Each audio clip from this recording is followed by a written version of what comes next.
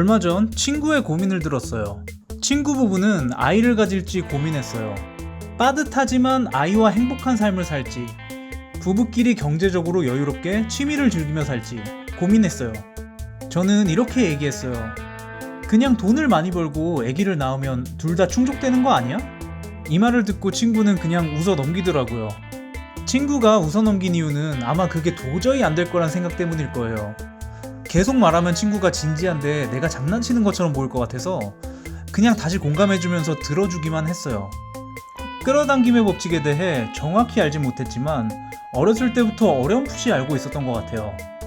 그래서 주변에 어떠한 목표를 이루겠다고 선언하곤 했는데요. 그때마다 항상 비슷한 반응이었어요. 고2 겨울방학 모의고사 190점 받고 서울 상위권 대학 간다고 했을 때도, 대학 2학년까지 2.1 학점 받고 이제부터 공부해서 장학금 받는다고 했을 때도, 회사 다닐 때 10억 모아서 퇴사한다고 했을 때도, 그리고 최근엔 2025년까지 개포 DH 퍼스티어 아이파크로 이사 갈 거라고 할 때도 항상 지인들은 웃어 넘겼어요. 그냥 농담처럼 받아들인 거죠. 저는 항상 의문이었어요. 이 정도는 누구나 하면 될 것 같은데 왜 안 하지? 대부분의 사람들은 자신의 한계를 미리 확정 지어버려요. 그리고 그 제한된 조건에서 고민을 하죠. 이 친구도 앞으로 자신의 재산이 크게 늘어날 일은 없다는 한계를 두고 고민하는 거예요. 이렇게 자신에게 한계를 두면 절대 그 이상으로 잘 될 일은 일어나지 않아요. 그리고 끌어당김의 법칙에 따라 돈 때문에 고민하면 돈 때문에 고민할 일들을 끌어당겨요.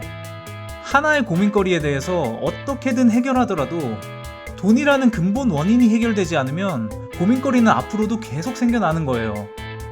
주변 고민들을 들어보면 90%는 사실 돈 때문인 것 같더라고요. 아까 친구처럼 돈이 많다는 가정을 대입하면 해결되는 것들도 있고 간접적으로 영향을 미치는 것들도 있어요.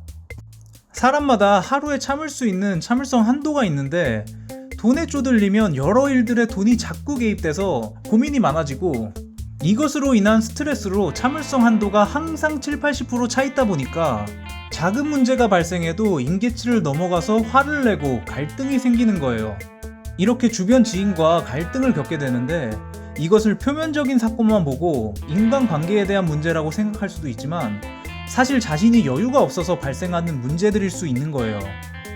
아무튼 돈이 많아진다면 직간접적으로 인생의 90% 고민은 해결된다고 생각해요. 그래서 하루라도 빨리 자신의 돈을 한계 짓는 생각을 깨고 돈을 많이 벌어서 근본적인 문제를 해결해야겠다고 생각해야 돼요.